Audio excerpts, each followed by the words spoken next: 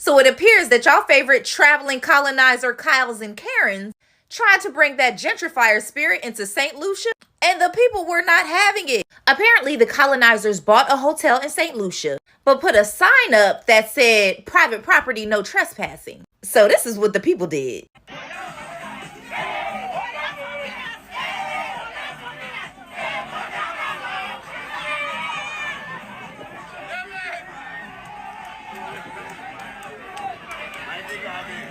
This is probably one of my favorite signs from the protest. It says colonization never had a conscience. So to the video that I did about local Jamaicans not being allowed on their own beaches and how Westerners have complained about the seasoning and the spiciness of the food in Jamaica and Mexico, and the most recent video that I did about Sinaloa and the people complaining about the music on the beaches. This is the energy that local communities need to have. Because if you don't make your presence known, if you don't say anything or do anything, there is a domino effect that is guaranteed to happen, where these privately owned condominiums, Airbnbs, hotels are only going to cater to those folks, pushing away and whitewashing the true essence of the food, the language, the music, and the actual soul of the destination. Family, just in case you did not know, St. Lucia is a small Caribbean country in the Caribbean islands, and it's known for its beautiful, beautiful beaches. And just like any other Caribbean country, most of the investment in these coastal countries has always been owned by white folks.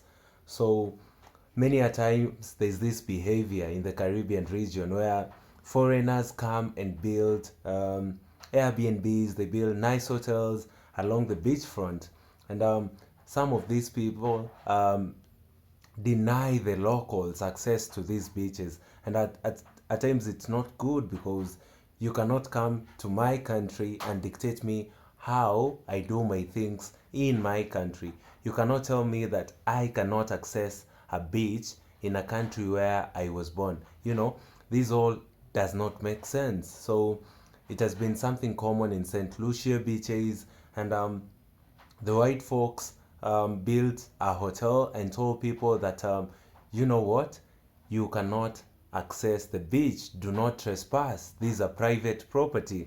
And you tend to wonder, isn't these beaches natural resources? If you have a beachfront property, the best you can do, or rather the privilege that you have, is a nice beachfront view. There is nothing more that you actually own. You can never own a beach, but you can own the land just next to the beach, the beachfront property and all those stuff. So when you tell me, a local in a country, that I cannot access my beach, I cannot enjoy the ocean waters, it's just wrong and unacceptable. You cannot tell me to do that in my own country. So the people of St. Lucia decided that enough is enough. It's time that we demonstrate against this evil deed. We've been going through enough, and it's time that we chase these foreigners from our land, because you cannot chase us from what truly belongs to us. And I always say many a times that it's high time that countries do come with policies to govern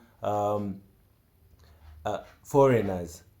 Like when you come to, let's say, St. Lucia, you must ensure that you have the proper documentations when it comes to buying property. You're told that this property does not fully belong to you, or rather, in any case you misbehave or handle the locals badly, this land can be easily taken from you, or rather this property. So there must be a code of conduct to govern foreigners in a foreign land. When you come to St. Lucia, all you can do is build this property, but treat the people of St. Lucia well. In an event where you treat them badly, then we can as well do this and that. There are repercussions for bad. If you just do anything bad, there are repercussions for you. You cannot just come and enjoy everything good.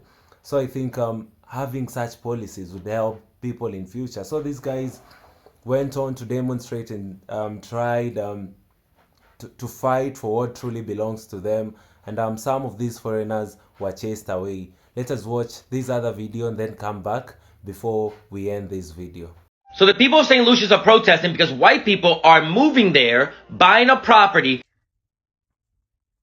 This was the same thing that was happening in Jamaica, West Indies, because last year and the year before last, they have been protesting against the so-called unnatives and people who basically are foreigners coming on the land and telling the people that this is private beach owned, putting signs and even giving federal officials to basically to give not prohibit the locals, which is the Jamaican locals, to go on their private beaches, to go on their own beaches that they were born on. And it was people who are basically Anglo-Saxon foreigners from European, even America and various parts and Canada coming to Jamaica, West Indies, and pretty much telling the natives that they cannot go on their own beaches. Okay, they even start that foolishness in Mexico. I gave you a sketch where a group of Mexicans were having a live band party versus with the people them that have their homes, and they claimed that they wanted the zone of the beaches to be quiet. How you going to come to the people in place and tell them what to do? But read this. They said it was a law in 1956 that means that hotel and resorts are not obligated to make beaches open or accessory to the local public. Okay, these developments were cutting off Jamaican people from their water supply, which they were working on previously to enjoy. Okay, this was what I found. Here was a situation where they looked at the island and they said that they would not prohibit the people them to be in their own beaches because they were tourists, and they were mostly they were white tourists. Okay, and they were coming to the island of Jamaica. Some of them claimed that because near the beach area or their private homes, that the natives should not be there at the beach's reservoir.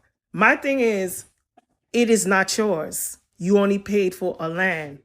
You only made a hotel resort.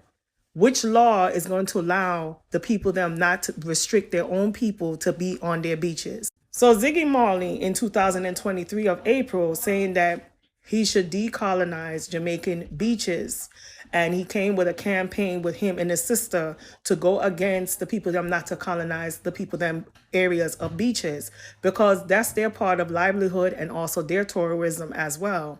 So it's like it's a problem that's going everywhere, where here it is, because they can't do it in their country, they decide to do it here and try to push the natives out of the area and start something, aka colonization.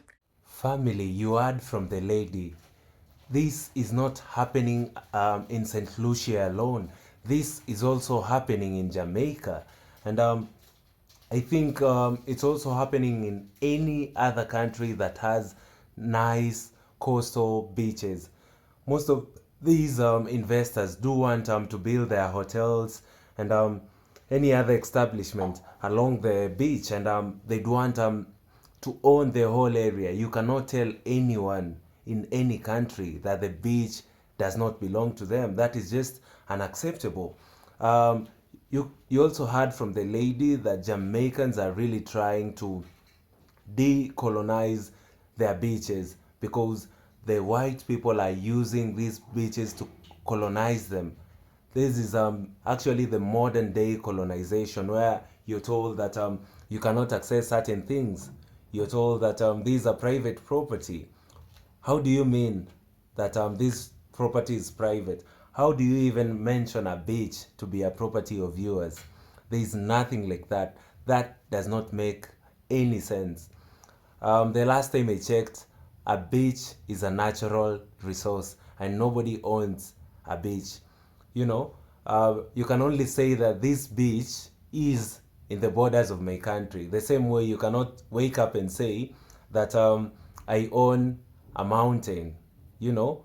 But many a times white folks used some of these things to colonize people. Like in Africa, you notice there's a lot of things that were named by white folks, and they say that they discovered it. Look at Lake Victoria in Kenya.